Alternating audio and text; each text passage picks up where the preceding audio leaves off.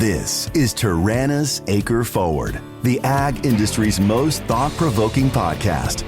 Listen to interesting people as we go in-depth into the issues affecting crop advisors, growers, and farm communities, uncovering the truth about the ag business and using technology to prepare for the unforeseeable. Ready to explore the future? Let's dig in. So in today's discussion, I've got Ofir Schlam, one of our co-founders and our president here at Taranis. Welcome, Ofir Schlam, to our podcast today. Hey, good to be here. Yeah, it's really good to be here. We've known each other a little while now, so this is a nice treat to kind of talk about the history of the company and how it got here and the things that you've done to found it and to build the momentum in which now we understand and can enjoy, leaf level, acre forward intelligence type insights for the farm on millions of acres. That's not a common accomplishment. In fact, it's the contrary. It's rather unique. It's the only technology of its kind that's available and scalable, but it didn't start that way, right? So first, we're going to talk about the company and when it got started and its variations and where we are today, but maybe we should get to know you a little bit. And I'll try to be gentle, but we'll ask you some things about your upbringing and who you are and how this got started. Sound good? Sounds very good. Okay. So who are you, Ofir? Where'd you come from? So I'm 36 years old.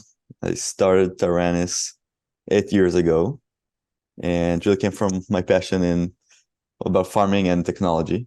It's kind of my background. So I grew up in Israel in a small town, and almost my entire family was involved in agriculture. My parents both grew up on a farming community in Israel, two different ones that both had about 2,000 acres to support that whole community of 100 families.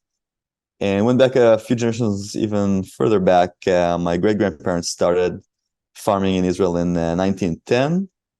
So they started the first village actually in Israel. It was kind of, they had to dry some swamps and start farming wheat over there, and that was, for food security until very recently. So that's kind of the family's history. And personally, I was fascinated by ag and being on the farm and visiting either my uncle or the great uncle farming every weekend and every kind of holiday.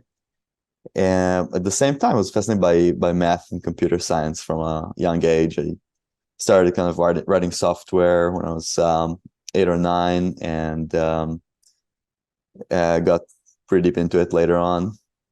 And during high school, of course. And while I was in high school, I was kind of bored with that level of math and computer science. I also signed up for university at the same time, and managed to kind of finish my degree in math and computer science in parallel to high school.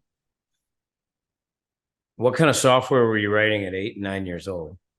What kind of thing? That was writing like simple, really, really simple games, similar to those available at the time.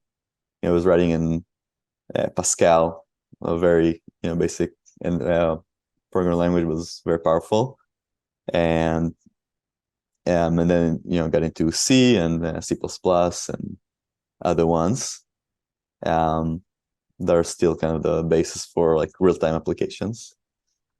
But it became easier and easier with the years. The software language became easier. Like today, even in Taranis, we use Python a lot, and that's really easy compared to what we had to do back then with assembly or C or those things. Yep. So you said you got bored with that. At what age did you get bored with that and go to the university for more advanced math?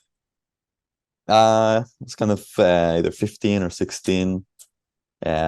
So yeah, started summer break of 10th grade. I just signed up for a semester, and it was actually a program, and about 50 other people my age signed up after doing kind of their finals in math in 10th grade, sign up for this, and we eventually finished just 20 of us out of the original 50. And pretty much everybody went into interesting roles. We did before we go into our mandatory Israeli military service. So that was kind of interesting, though. So we could all kind of work in our field in math, computer science, or both. So everybody got into very interesting roles. What At kind of 18. math were you doing in college before you served in the military? When you say you went to school for math, what does that mean? Explain your degrees in math, and for a guy like me, what you're talking about. I'm sure it's beyond calculus and algebra and trigonometry and fields like that, right? It's the same fields. I think it just goes to the basics, actually, to like prove everything that we know. Like, yeah, like in math, it's this paradigm you have to prove all the way down to your axioms. And there's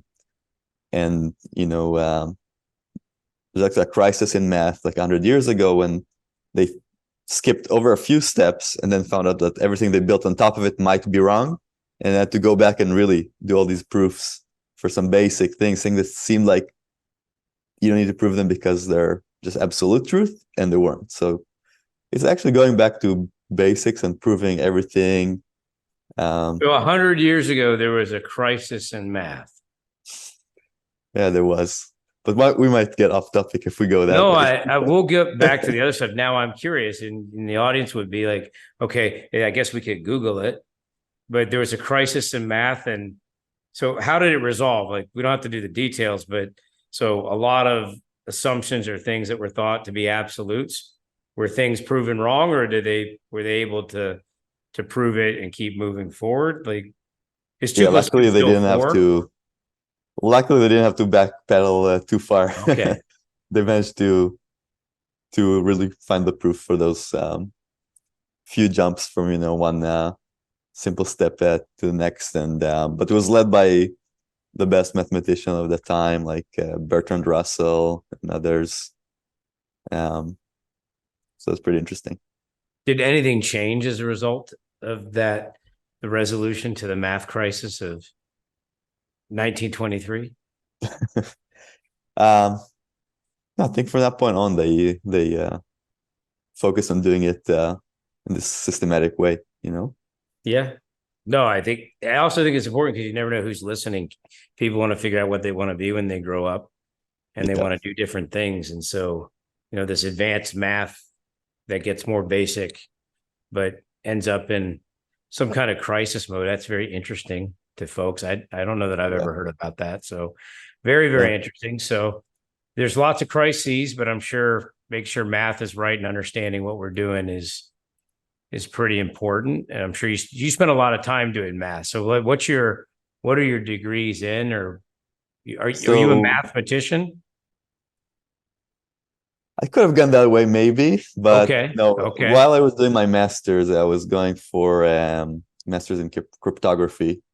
Okay. And at that point I understood, like, I like it, but I don't want to just go deeper and deeper and pretty narrow and just do that. I was more interested with the application of it. Sure. And when I did so I finished my undergrad at 18 and then served with Israeli intelligence. And then I started the master's in parallel to service. Because I thought it would be practical. So that's why I really did the master. I didn't think I will go into cryptology. So in cryptography, yeah. Cryptography. That's okay, right. So that's not writing about crypts. What is cryptography? It's developing encryption algorithms. Encryption. Understanding encryption algorithms, the ones we use for any online communication today. All the ways, when you just browse a secure website like Taranis, you don't want the data to be available anywhere. So there's actually only 2 ways today to establish a secure connection, and they're both methods from like the 70s and 80s to establish an encryption between 2 computers that never met and exchange the key. You need to exchange keys. So I was fascinated by that concept. It's like genius. How do you do it without ever meeting a person? You exchange, and now you have a secret that only you two know, right? And to this date, there's only two secure ways to do it. By the way, that's also all begun when we have a big enough quantum computer. People already wrote the code that will run on a quantum computer to open every encryption we have today. So that's just ready to go once the computer is up. That sounds like a bigger crisis than the math crisis of 100 years ago, that everyone's secrets will now be unveiled. The apocalypse is upon us once that quantum computer gets geared up, right? So, and that was my master's. We should be ready for that, right? So you're saying today you just need a computer powerful enough that can break any encryption that's being used today. iPhone, computer, military, doesn't matter. Doesn't matter, everything. And that was my master. I didn't, it was an attempt at this, is finding a new way to exchange those keys in a way that is not even scalable for a quantum computer. And the idea was, let's try a method, and we either prove that it could be the way, or we prove it's not, and it's also valuable for the. So do we have a way, or we still need to figure No, not yet. Not yet. There's some angles. That's interesting and mildly concerning. I'm not sure how well people keep their passwords these days, anyway. So then you have this capability, you're learning how to do cryptography and math and computers, and you had farming in your family background. And then you end up serving in the military. So what does that mean? Like, when you serve in the military in Israel, what does it mean in general, and what did that mean for you? So for most people in Israel in general, it's at the time I was serving 3 years. In my role, I was going to use my background in software and in math and computer science from the degree. So they wanted me to stay for at least 1.5 years extra as kind of 4.5 total. But I ended up staying 9 years total. Although it wasn't your average kind of military service, like for most people, it's meaning like go to boot camp, be with uniform the whole time, and serve maybe away from home, and be in certain kind of different kind of roles, and go to different kind of trainings. For me, it was in Israel intelligence, and it was more like in a civilian kind of environment with people who are experts in their fields, and a lot of them were like not military people, like were people in tech, and that came to solve very hard problems, work on very hard projects, relatively a lot higher budget than rest of the military, and kind of working on very interesting projects. So as an 18-year-old, just getting into there, that was very fascinating for me, to be able to build practical projects that will be used by our teams to get to very important intelligence for Israel and US and our allies, working together to keep everybody safe. That was fascinating. So I stayed for a total of 9 years. 9 years. And in the military service, you ended up, it's an elite unit, right? An elite technology unit of the Prime Minister's office. Is that right? That's right. Who was Prime Minister back then? It was Ariel Sharon. Uh-huh. Yeah, and then Olmert, and then Bibi.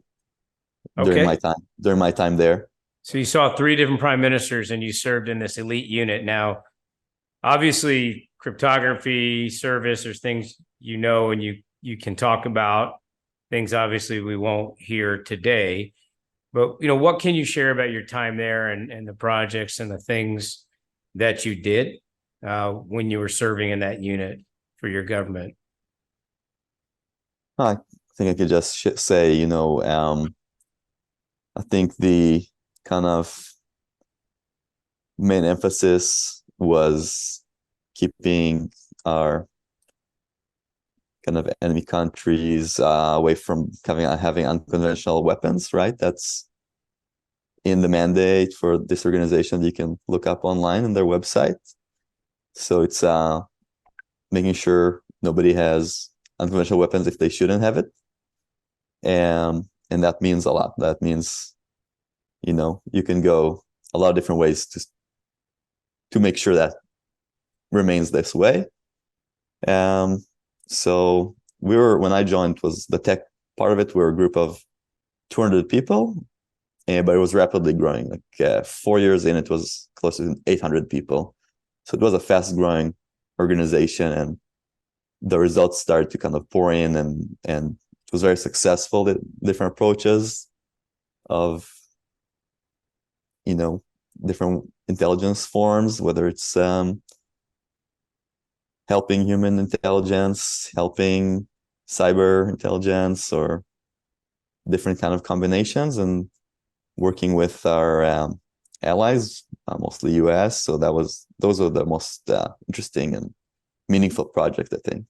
The ones we did across a few different units in Israel and a few different units with allies.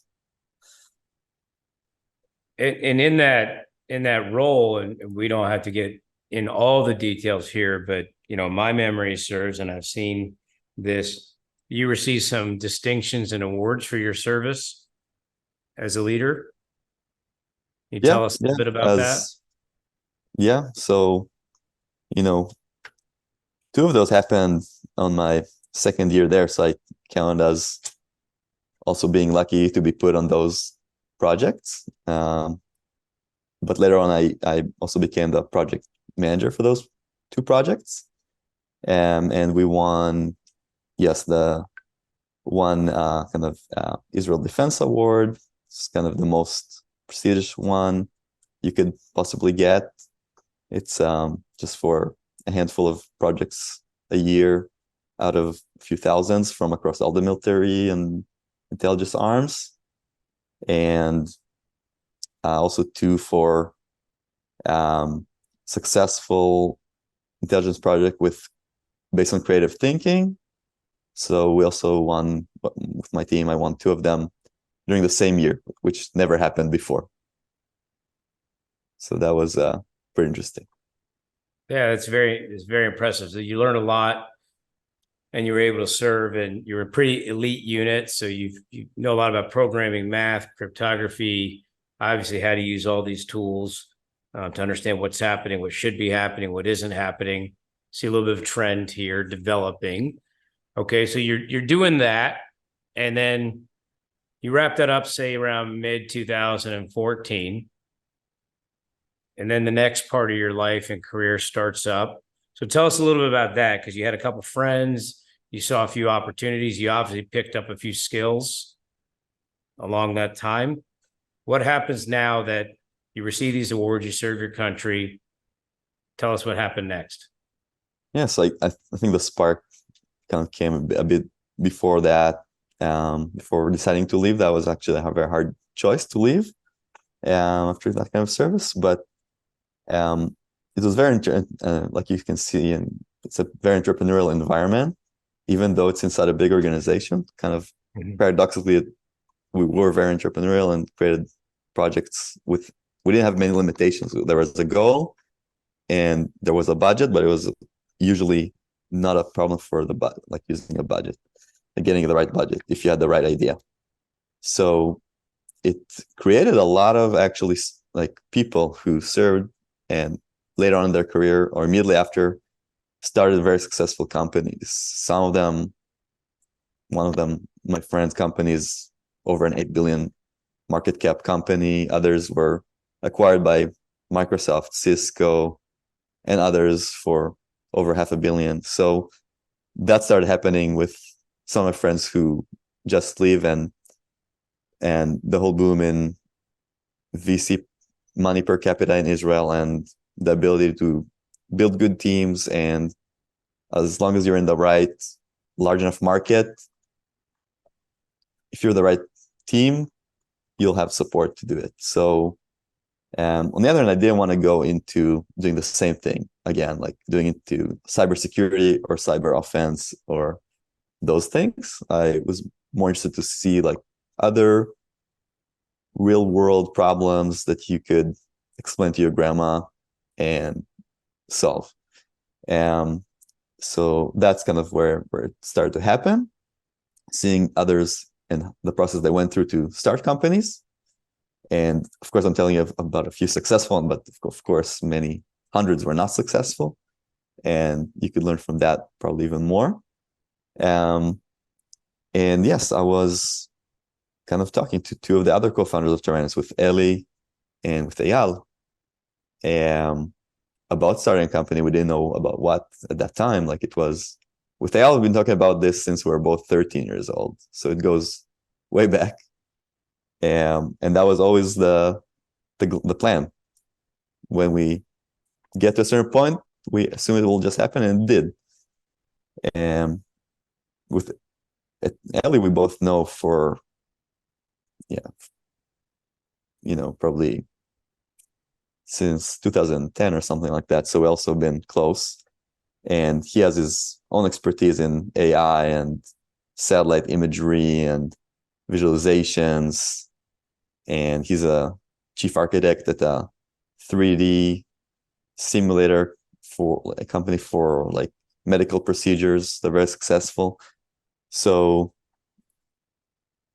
we understood it's going to be using our skill set. So it has to use some kind of visualization, AI, and we were going to choose a real world problem. And that's when I kind of thought about our roots in agriculture, and talking to my dad, talking to some crop advisors in Israel who advise on projects outside of Israel. We kind of saw it's a definitely meets that find your big enough market, so you can, even if you find a niche there, it will still be tens of billions of dollars worth of a niche. And then try to find what problem are you going to solve. That was always tension with Eli, right? He wanted to use a certain technology, and then we need to find a problem for that. We understood, looking at those dozens of mistakes from other friends, we knew, okay, no, you have to fall in love with the problem first, and then find those right technologies. So we probably scrapped a few, the way we started the code and all that, we probably scrapped it a few times, every time we understood the problem better. And I think that's totally fine. And when you started this, what was the kind of the beginning of the company? So you start with Eyal and Eli, and you're looking at your skill set, you're looking at crop advisors. You mentioned satellite a little bit. Then how did Taranis really get started? And what were the first couple of years? What did that look like? And what was the technology? So we started talking to somebody I still keep in touch with, Amiram Zakin. He's a very kind of experienced farm manager. He was heading a farm on a kibbutz in Israel for many years, and then in commercial farms around the world. And he's one of the first people we kind of consulted with. And we told them kind of what we're thinking. Okay, we're seeing, farming is a $3 trillion industry. Everybody's talking about food security, about the need for better protein, those kind of macro level stuff. We're also looking at information that says 14% of potential crop is lost to crop disease, 10 to 12% is lost on insects damage, and 8 to 10% on weeds, and all those different things. And we're telling him our background is in, like Eli's background was in Israeli Navy, weather forecasting in hyperlocal areas, looking at imagery, especially satellite imagery, AI, and building complex software systems and visualizations. Okay. And Amiram tells us, okay, so I just, at the time he was managing a farm of 200,000 acres for a Russian oligarch in South Russia. And he tells us, okay, how soon can you come to visit the farm. I'm there every like 3 weeks out of a month, and all our farm managers, we have split into 10 different farms. Come meet them and see the problems they're telling you. And they were growing wheat, potatoes, rapeseed, canola, basically, and others. So, and what they're all telling us is, yeah, crop disease is a major thing. We do try to do prophylactic spray. We try to respond when we see something by scouting, but both approaches are not necessarily good enough. We could probably save money on some application. We could probably use more application other times. We just don't know the timing. We're trying our best, but we don't have any information to support us. So that was what we started with, is building predictive models for crop disease. Not even waiting for visual symptoms, just seeing the right conducive conditions and building those predictive analytics. So you start out with models. And so when you were doing that, how were you getting a look at the crop back then? Because technology has changed quite a bit. And that's probably something we need to tease out too, because you didn't have the tools that we have today when you started. So what did that mean? Right. Yep. So that's how we got initially involved in satellite images. We said, okay, let's see how can we see if our predictions are even right?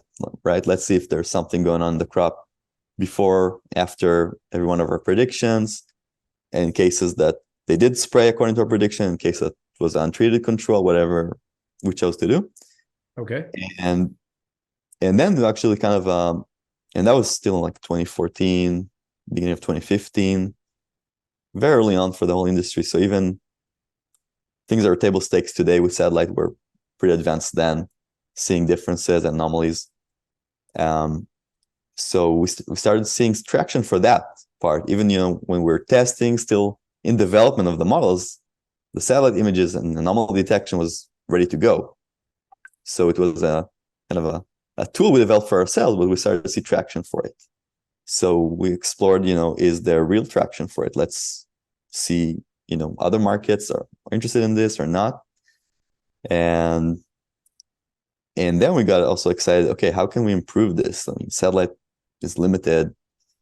Planet Labs was just launching. It was an image every 4 or 5 days a week, so not even every day.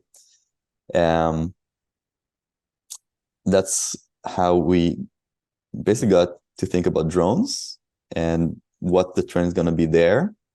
Is better resolution going to be possible in scale or not? And we decided not. We thought, okay, there's no way in the next 3, 4, 5 years that it's going to be possible to really do it for agriculture. It will pick up in construction and mining, other places, we don't think in agriculture. And so in 2015, we said, okay, we have to wait probably 5 years for it to be relevant. So let's focus on predictive models and satellite some more. But then something interesting happened. We started also raising money, and we raised our seed funding in February 2016, which means we were already a year and 2-3 months in, just us working on these projects, and we're like living off our savings account, basically, which for some of us wasn't very big. Basically, this early investor are an interesting group of people who started 3 different startups in agriculture. Okay. 2 failed after 5 to 10 years. So they're in it for 20 years. They started their 3rd company, became successful, and was acquired by Monsanto at the time. So a company called Biologics. So they're entrepreneurs in AgTech. So now we have access. They really liked our product, how we got started, how we were focusing on talking to advisors, all of that. And they got us connected with Amichai, who's today also another co-founder of Taranis. So how did that happen? So it was already 1.5, 2 years in. Yes. We still a co-founder, because what he developed is a technology that allowed us to get that scale that we thought is not possible.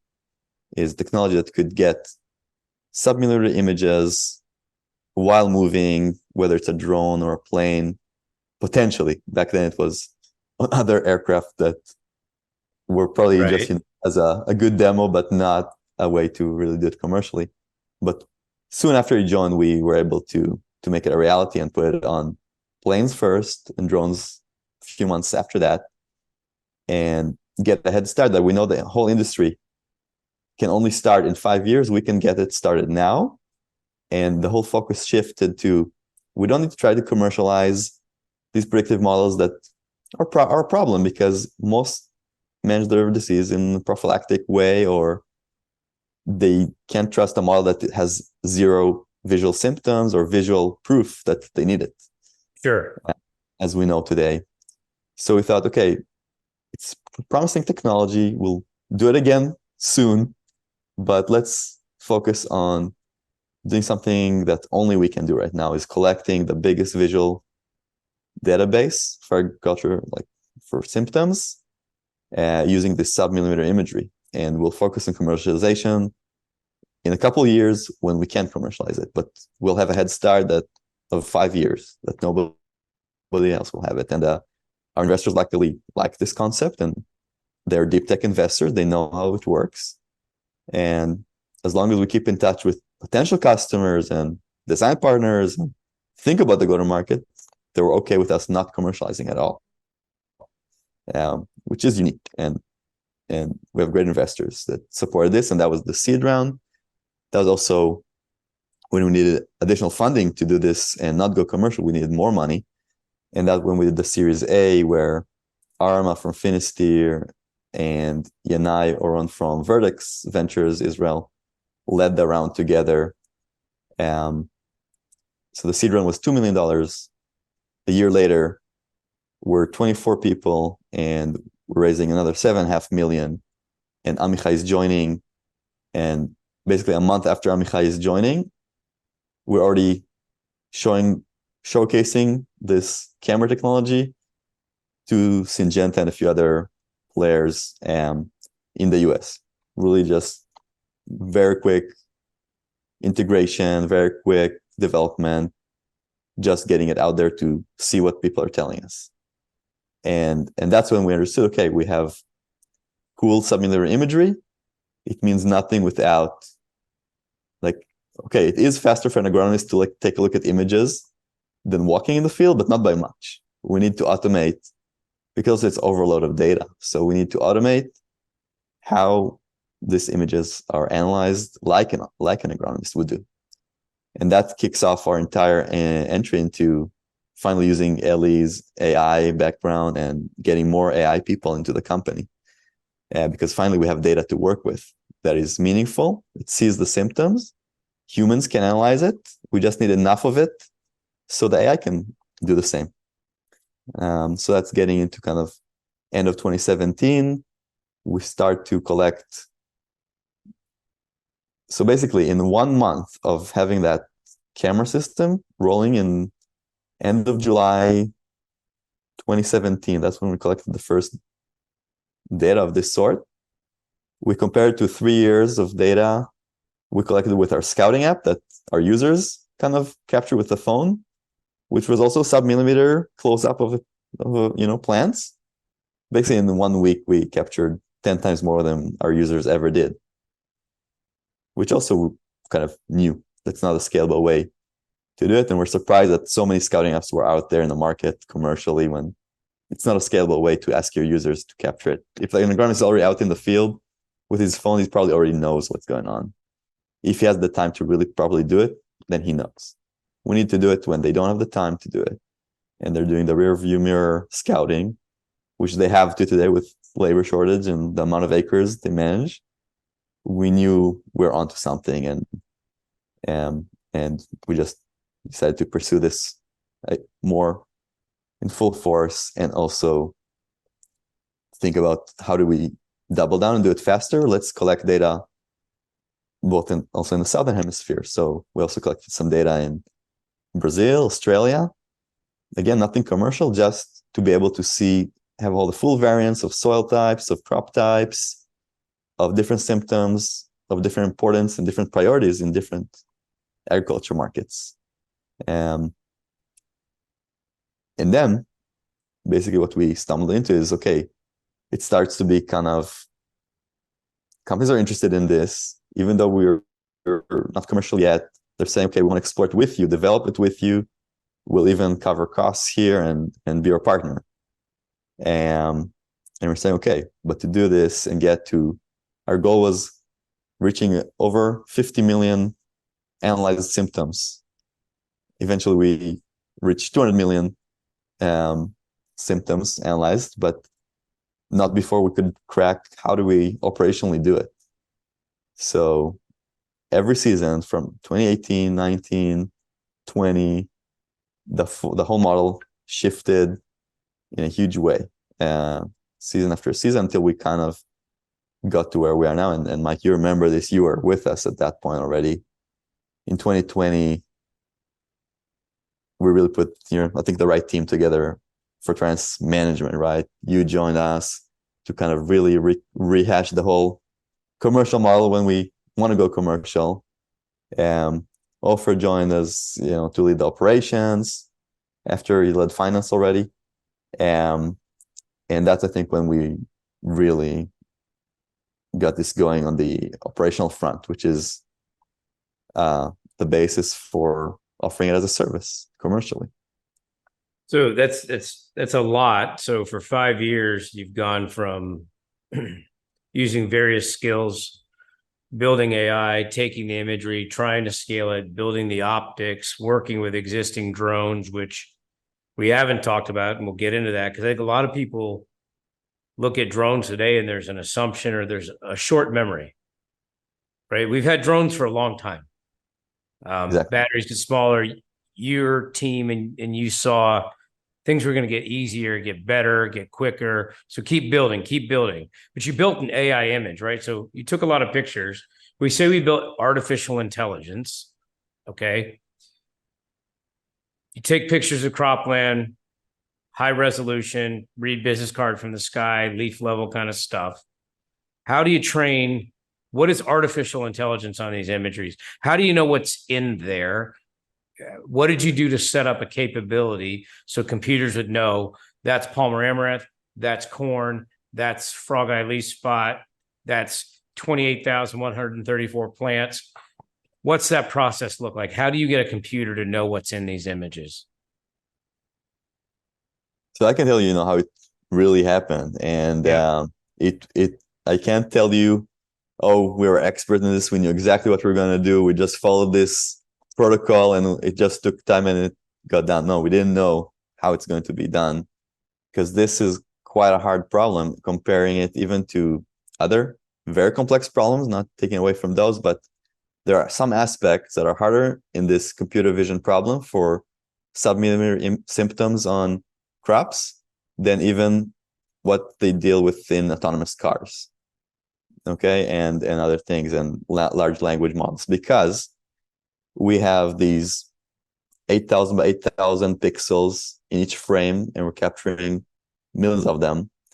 And GPUs, even today, but especially at that time, 3-4 years ago, not a long time ago, they couldn't hold that big of a matrix of data and interpolate like all the thousands of layers and all that it needs to do. We had to, like, autonomous cars dealt with 800 by 600 pixels, and they still do.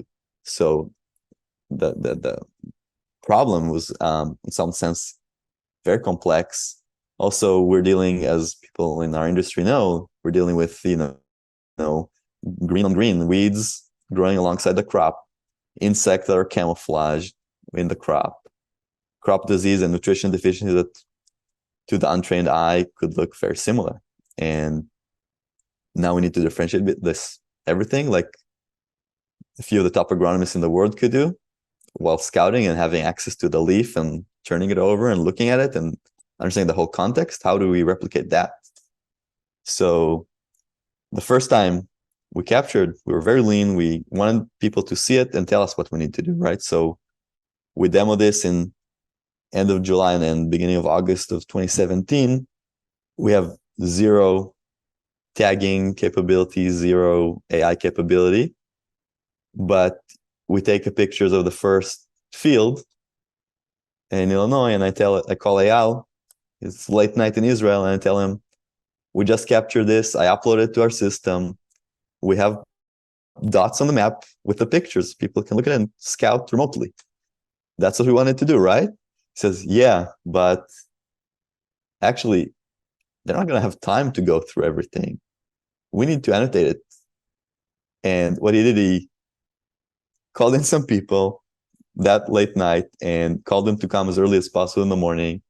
And while we were sleeping in Illinois, the folks, he brought in some people who were just doing their undergrad in ag or masters in ag, and brought them to the office, said, you start annotating this data on Photoshop or on your favorite image tool, just put circles around things and write what it was, because we have no tagging platform set up, at that point. And that was a very crude insight that our client could see, or a potential client could see the next morning when, we did it the first time ever. We didn't even know if it's possible, if the camera's going to work, but so we didn't build all the process, what's going to happen after, because we didn't know if that's going to work, but it did work. So let's go. Okay, tagging, that also worked. We brought in 5 agronomists. They managed to do it in a couple of hours. So there's a basis for doing it in scale. So then we did like more professionally, right? We looking for the right annotation platform. AI was starting to become big already. Everybody knew when you train AI, it's only going to be as good as your ground truth data, your whatever you consider as the right result. Show it to the computer tens of thousands of times until the computer can generalize and do the same under a certain convolutional neural network architecture that you choose before. So, and we see, okay, there's nothing good enough in the market right now for this size images with so many different hundreds of potential weeds that people are interested in, and dozens of diseases and hundreds of insects and 13 different macro and micronutrients deficiencies. So we had to actually start by building something from scratch on our own until there would be something in the market that you could adopt. And today, there's a bunch to choose from, and we iterated through a couple of them until we found the right way to do it today, when we have already a very advanced AI team, of course. But that's also how we evolved on the AI side. Is we have the data collected, now we need to annotate it. So we might not even need the whole thing, just we need to make sure the quality is there for the AI to learn it the right way. You need quantity too. You need at least 10,000 to 100,000 samples of a certain problem until you could generalize it. So you need to count corn that many times. You need to count soybean that many times. And you need to do it for every single weed species. If you want to go to weed species, you need thousands of each weed species examples in different stages. So that's why the 50 million goal that we eventually made it a 200 million symptoms annotated goal, we met that. And that's one of our differentiators today. So you built a big library of pictures, you trained a computer, and then you created software that allowed humans to tell you what was in it so the computer could learn. The computer says, okay, you solved all the data problems. Says, okay, I know this is corn, I know this is wheat. So now it's economically feasible and scalable at the AI point. Let's talk a little bit about drones. So now we're getting into, you just got past like 17 and you breezed over 18 and 19 a little bit, but you had to put your own optics, right? And create your own optics with Abihai's help and the things that went onto drones. And at the time, we've used drones that existed. We also had to build drones because nothing existed that would stay in the air longer than 15, 20 minutes, right? For this kind of payload, plus it was heavy. So what did the first optics look like? And I even know things like the challenge with drones back then. You mentioned the autonomous cars.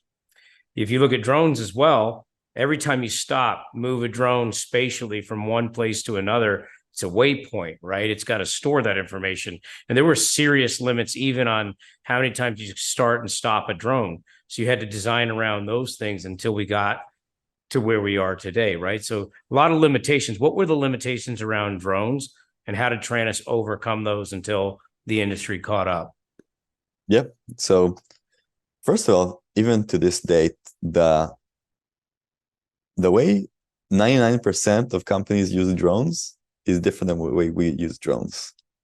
The way people use drones today is, they call it a mapping mission. They fly over an area, could be a mine, could be a construction site, could be a field, and you take enough pictures to have overlap between the pictures so you can stitch them all together and take a look at that orthomosaic, the full scene you're looking at. And then if you're an analytics company, you'll use it in your analytics. You analyze whatever you need to analyze. This, how big is this pile of ore that you just uncover from a mine, or how many, what's the progress in your construction site, or how many, what's the greenest level in this field. But that's the level they could do. It's very low, like relative to us, low resolution, a long time spent in the field. You need to spend like 2 hours to cover 100 acres for a mapping mission of 2 to 5 centimeters, which means, to me, this is not scalable for agriculture, for production agriculture. And maybe it's scalable for a little bit of breeding areas of agriculture, maybe for some seed production, maybe, but that's not the big market. We won't mind doing those projects at that point, but if it's not helping us solve a problem for production agriculture, we're not very interested in it. So we can't spend 2 hours with a drone over a field. And that's why even in 2015, we said the market is not, the technology is not here. The market is here. Technology is not. But with Amichai's technology, suddenly we can use the drone to zoom over the field quite fast. We didn't have to stop or slow down. And we can spend 15 minutes over the field and capture a couple hundred points and very high resolution. And then we can do, let's say, 10, 20 fields a day.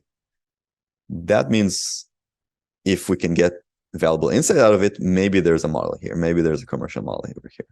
But it has to be good insights that are meaningful for the grower and the advisor. But without that, you don't even have a chance to build a business. So that was crucial we mounted it on the biggest drones we could find, which is DJI Matrice 600, and very big beast that's hard to handle. Yeah. Wouldn't fit into even like a normal SUV. You needed a truck, and you needed a lot of batteries, and you had to fly it manually in some level because of the waypoint limitation you mentioned.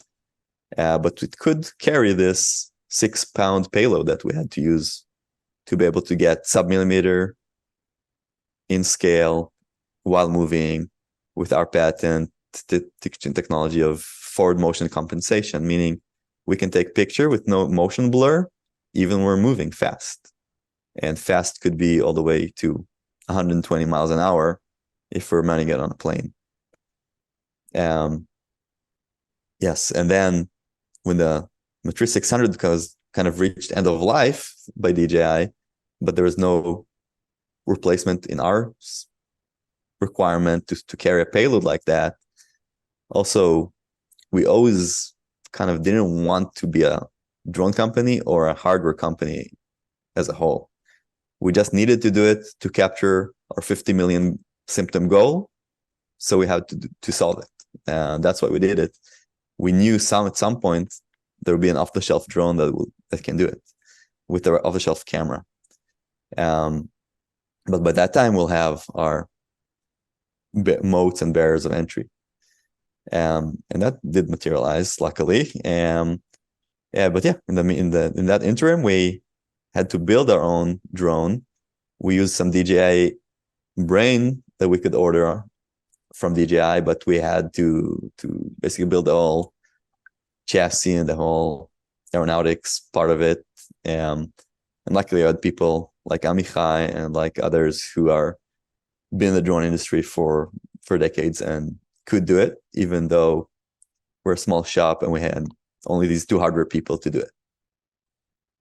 So the company invented a drone to use that methodology, and this is really getting into, now we're into 2020, right? So now we're getting into almost yesterday kind of stuff. And so that challenge was being resolved in that same year. You and the team saw the M300 coming. So you got pre-commercial access. So you could switch sensors, switch flight modes, actually move into something even much more scalable operationally when you think about equipment. But also, what are the other challenges? Before even the commercial thing is probably less intriguing to people because they know what we do now. They understand it. But you had to understand and figure out some operational challenges once you start picking up more and more business, more and more interest across corn and soybean acres. So what does that look like? Take us through, you're round in the corner in 2020. You had to build your own drones, but you knew it was temporary. You knew you would phase out aspects of the pod when it's not on the airplane to off-the-shelf optics, off-the-shelf drones. That's right. What does that look like in 2020? And let's talk about kind of how we got to where we are today. So I'd say 2020, I think, was a very kind of inflection point for the company where we could start maybe saying, listen, we want to serve you, this co-op retailer, for the benefit of your team and your growers. But to really make this work, you need to work with us and let's figure out an area of operation of some sort so we can make sure we could really provide the service properly and in the right cadence and all that. And we evolved that concept further, and today maybe the customer doesn't need to care because there are enough acres that we can do it all behind the scenes.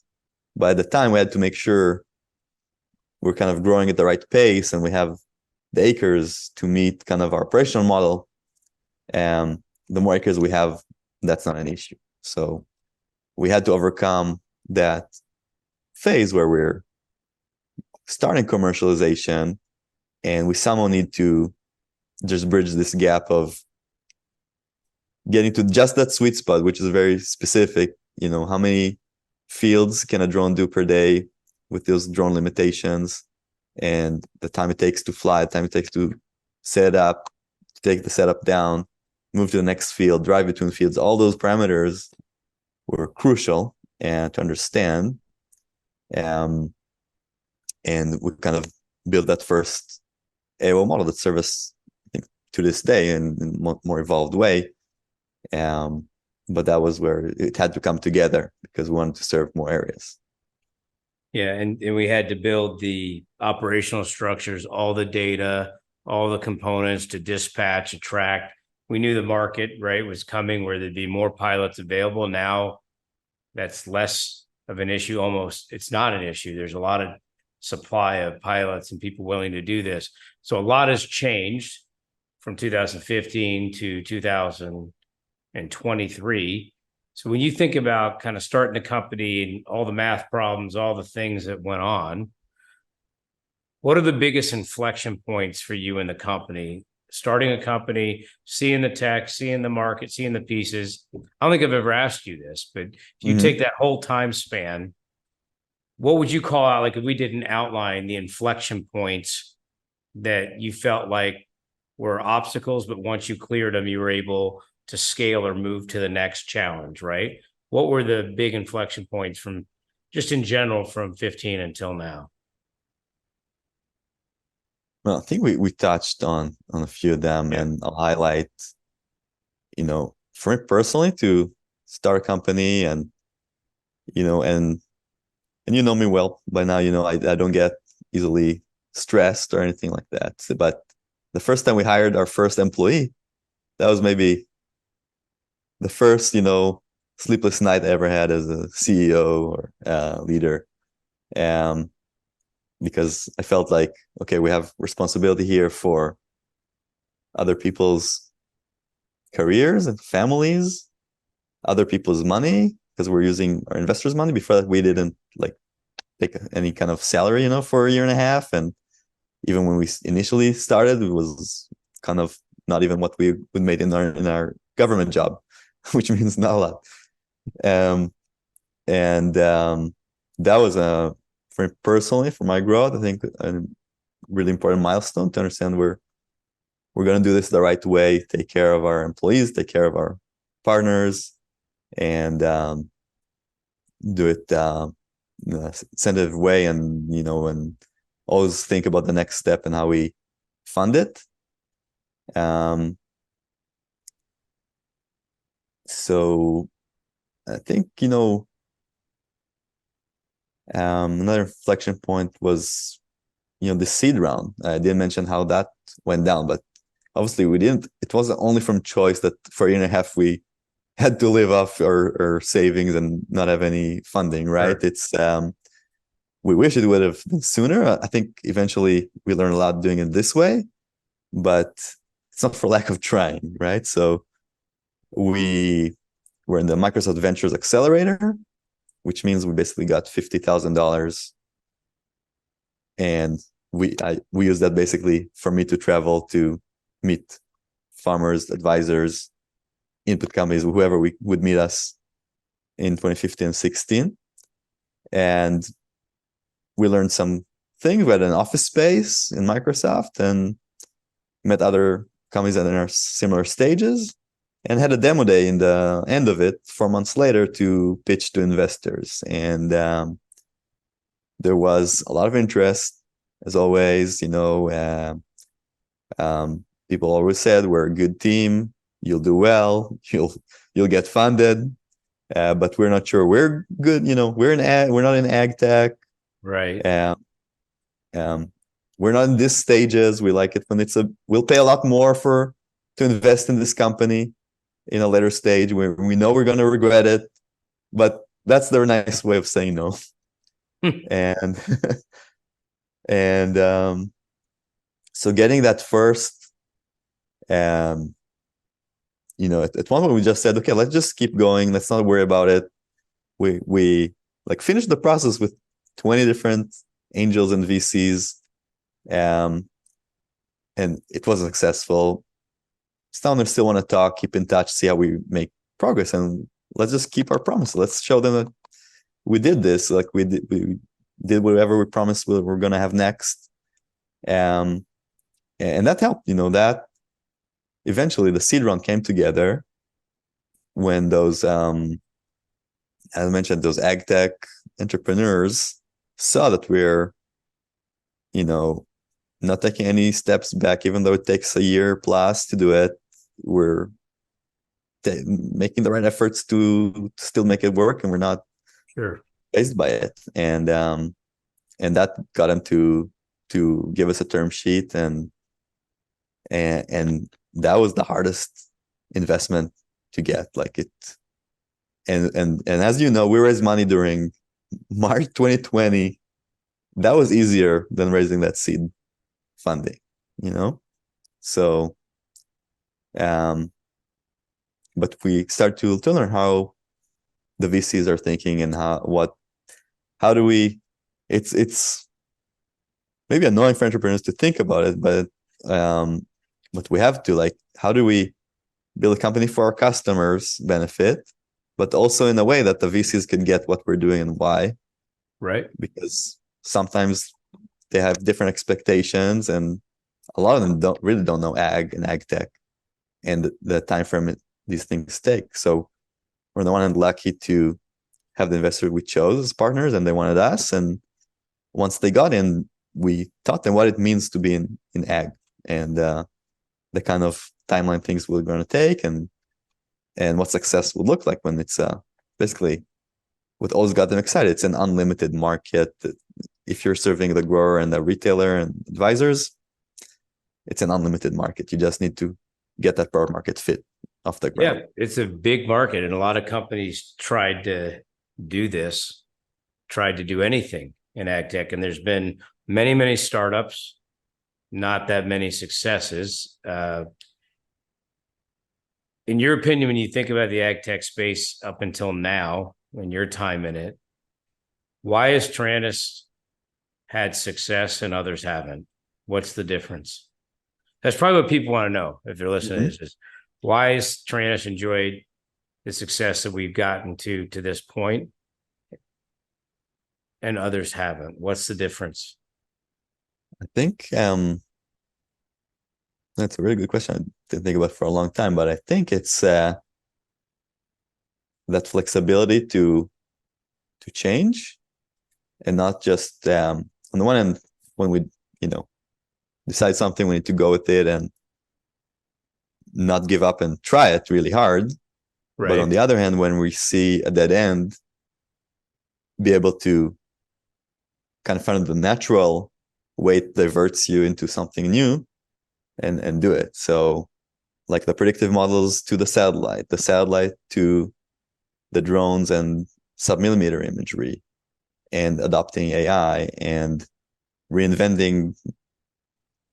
I mean, we're opportunistic with the go-to-market at every single point until you join, because we didn't know what's gonna work. We just knew we had to show traction to some investors and such things, and we're very opportunistic. But I think we're also kind of down to earth and trying to listen to if people tell us you're facing a dead end, or like even things like trying to meet as many growers, input companies, people who work there, or or advisors, just to know we're even on the right track, or we understand the market. And I will never forget one of the first times we had some kind of opportunity to pitch to 20 growers in Iowa in 2018. And we have the wow factor, right? They're seeing the sub-millimeter imagery. They're seeing our crude way of annotating back then. And basically, like, when I kind of went to them kind of one-on-one some level during the evening, they basically say, oh yeah, we're very impressed, but why are you talking to us about it? I said, no, I thought it could be valuable. Yeah, I mean, it's valuable. We'll even pay for it, but you need my advisor. What? I'm not going to use it every day. Maybe I'll use it most days, but it's probably within a conversation with my advisor. Sure. So that's when some things should have clicked, but it took more time. But now that I think about the way we approach the market, it was right there in front of us. But I think we're successful because we did this conversation, and we let those chips, fall, and understand what we need to do next. And no, I know saw a lot of companies who go at it the same way and until they're dead.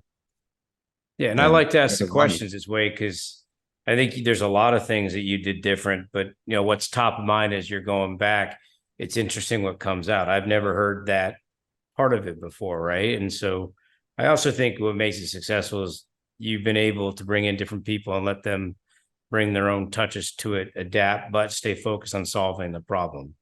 Effectively, you're talking about a company that said, we're going to image these fields. We're going to tell farmers and people what's in it so they can make better decisions. But we have to remove a lot of physical data, market, people, obstacles to be able to achieve these goals.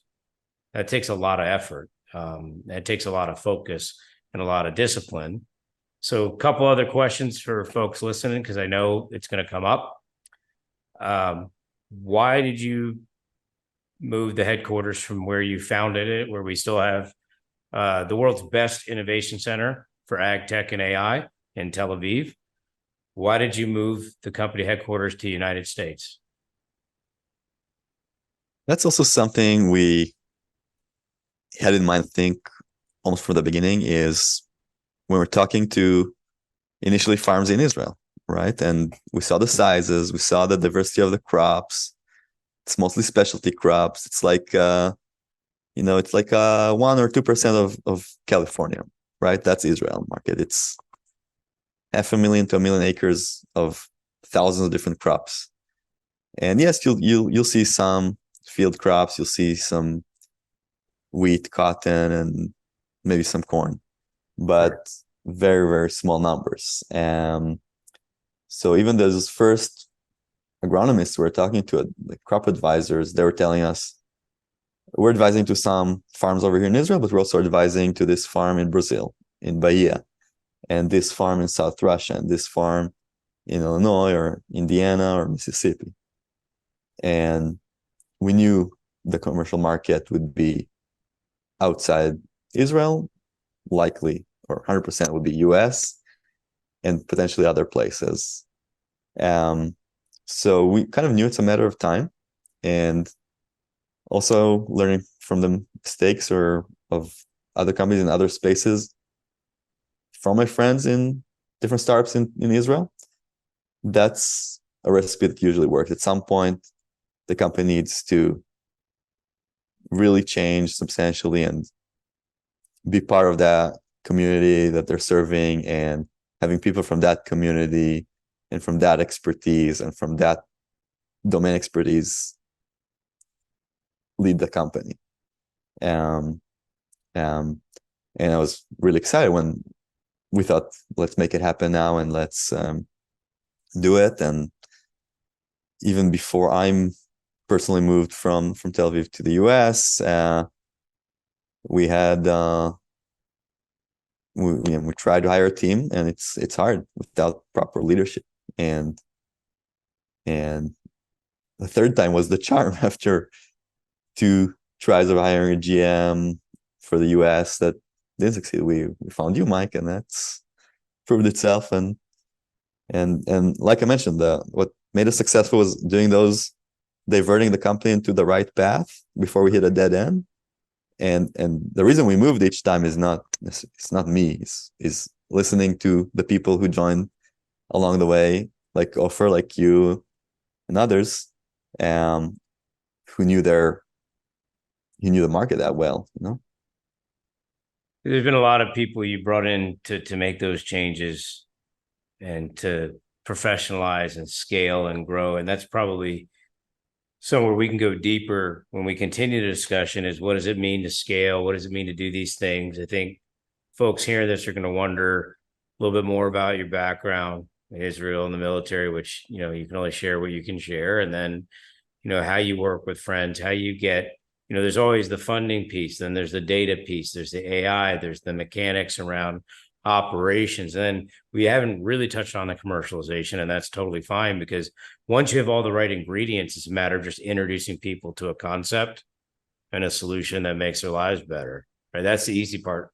That's why the commercial part sometimes is the easy part, because when you have good tech and you have a good solution and it really solves a problem in a way that people have never even thought about before, and you can see what we're able to show them, most of our jobs now are just making sure people have what they need when they need it, that they understand what's there, and that we continue to improve and grow. You were talking about models and things that people do. There are folks that claim that today. Oh, we got this model, we got that model, because you don't have the data. You don't have the ground truth to a level. So much changes so fast. The models will get better, but only if they're continually and properly reinforced. The variables are so complex. So it's, as an industry and as a solution, it's very, very rewarding to see this grow. But as we kind of get to the end of our conversation before we do this again, because I know we'll get the questions, there's some other things I want to get into. We talked a lot about the tech. What's the biggest lesson or two that you think has affected you, that you learned that people should learn if they're doing anything like this, leading, building, growing, being an entrepreneur? What's the top 1 or 2, if you can't pick one, takeaways for you since 2015 until now? What did you learn? Good question. So I'll pick 2. Okay. I'm not going to give you them, 3, but you can have 2. Okay, no. Okay. I'll stay with 2 this time. 2 this time. And so one thing is, especially in the early stages, but I think it applies to almost every single stage. I mentioned at the beginning also, we tend to fall in love with kind of what solution came up to us, like came up in our mind and to a problem we think we understand. But that's a risk. Like you have to spend like your entire time, 100% of your time. If you didn't do, and then a friend told me this when we just started, if you're not using your days to have at least 3 meetings a day with people in this industry, you're wasting your time. And if you can, don't even write a single line of code. Like just do this part right to make sure you're doing something somebody even care about. That's number one, and sounds trivial maybe, but for like I think most companies fail on this because they just didn't even start the right way, and they're going to find out after they spent maybe investors' money, and that could be too late. That could be the end of the company. And number two also sounds trivial, and a lot of people say it, but you really have to mean it. And I was also told this initially and didn't follow it immediately until I learned why it's correct, is only hire A players, which is hard because you're a startup and you're on a budget and you raise small amount of money and you're thinking, okay, this is just front end work. It's going to be some screens. Everybody could do it.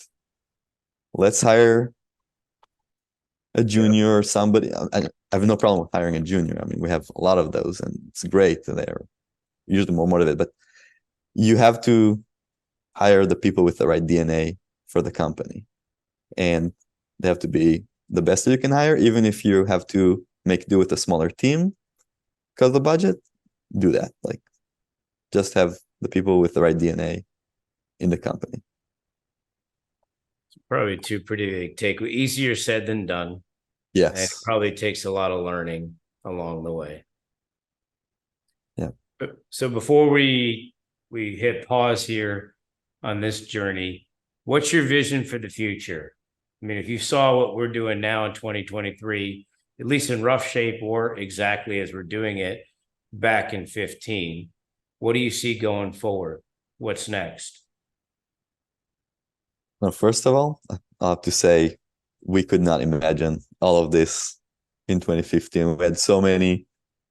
We can look up some old documents. Nothing is like what we expected. Sure. It's better and it's more exciting to get here than, to imagine back then. It's most amazing experience you can ever imagine.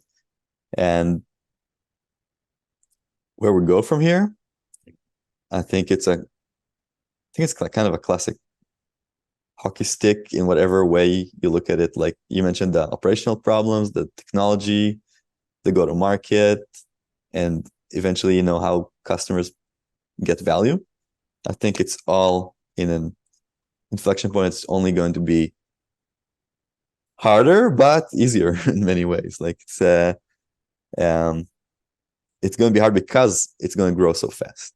That's what I see. I see us in an inflection point that we finally can do some things that we want to do for years, like quantifying things. What does it actually mean? Like saving time for the advisors and whatever they need. Like if they keep telling us, help us with these product recommendations. We wish we had enough time to only focus on our clients and the solutions day and night. But if you do this, we'll have more time for that. Like we can always fine tune whatever you give us. Like just start giving us not just the insights. Let's go to the next level. Let's be more actionable. So we keep finding, right? We're getting it from the clients in some ways, whether it's, in interaction with commercial team and product and all that. We're learning so much all the time. And luckily we can kind of distill it into a single product, right? We are a company that will never get kind of sideways and do custom development. It's nice that we are so focused on our market segment that they all need the same thing. They're all asking for the same things. If we read it right, if we understand what they're trying to tell us. So this is just going to go faster and faster from this point. So I need to kind of brace ourselves. Brace ourselves for quicker, better, deeper knowledge, and probably things we can't imagine in the next 6, 7, 8, 9 years, but it's moving faster. It's really great. I think, and we talk about this a lot, obviously we know each other well, and we've been doing this a while, and you see the industry. I think there's a lot of good advice that's come out for people listening, saying, how do I want to, if I want to be successful in general, or particularly in a space to serve agriculture, what I notice in your response is you're not really talking about imagery, tech, these other pieces, but how we take all these tools to continue to improve agriculture. So you have a company that started in the heart of, I mean, you're a kid writing computer programs and then did advanced math and then did cryptography. And then there's been a transformation that I'm hearing and I'm seeing where all of this is in service to help people grow a better crop and have a better life. And you're finding ways to use that tech to do things that are even beyond imagery. I think that's pretty exciting. And that's the hallmark, I think, of getting way beyond a viable product and getting into something that has real utility for the American farmer, for a farmer just about anywhere. You've got to feel really good about that. That's a heck of an achievement. Thank you. No, I really appreciate that factor every day, that we get to work on something we're that excited about, and it's our job. That's amazing. Like, we can do something we really like and help so many people at the same time. Well, thank you, Ofir. Again, we're going to do more of this here in the future, because I think there's a lot of components for people to understand different pieces. Every time I run into folks about how the company got started, or you as a founder, how many questions can you answer, right? Is it about math? Is it about imagery? Is it about funding? Is it about agriculture? Is it about leading? Is it about, all kinds of different pieces? So you have a lot to share. And, maybe if we get to the point where you write that book and people can see what this looks like, or maybe there's a movie made about you, until then, we'll do a few series of these podcasts and see where we can take it. Because I think there's a lot of people that just want to know why we do what we do. And I'm glad we did this conversation, because for our customers and for our partners, what they need to see is what I saw when I met you, when I joined, is a company founded and backed by the best investors, but led by really good people that want to solve these issues in a way that's beneficial to everyone. And it's a very focused and patient company, which is not normal, I think, in venture capital. And it's been a thrill to see it, to be part of it, to see, how you've been able to build something that's really making a difference. So just want to say thank you for taking the time here with us and our audience today. No, thank you, Mike. This is great. It's a lot of fun. And then the movie should be about Taranis, We just need to ask the audience who they think, which actors should play you, me, some other people here.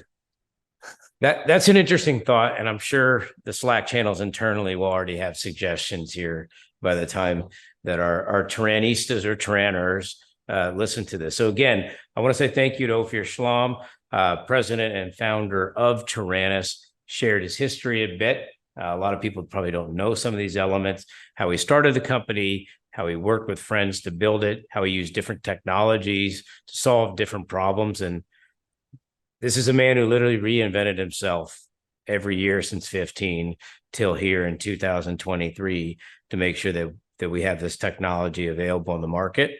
And it built up, I think, a really excellent company. So I just want to congratulate you and say thank you. And for our listeners, I want to thank you for joining our discussion. Remember, you can go to AcreForwardPodcast.com to hear more about stories like these from people like this. We know every acre tells a story, and we help illustrate it, make it make sense. But you're the author of your story. You're the author of what happens on the acre. And so as we think about these stories and how we tell the right stories, our technology, our AcreForward solution helps you do that, right? It helps you do that. Every advisor, every grower, let's make a better crop. Let's see what's going on. But what's also cool is we have this podcast at AcreForwardPodcast.com with interesting people across the ag industry. And if you want to learn more, check us out and subscribe anywhere podcasts can be found. But we've got a shortcut for you, AcreForwardPodcast.com. Thanks for joining. Thank you, Ofir. Thanks, Mike.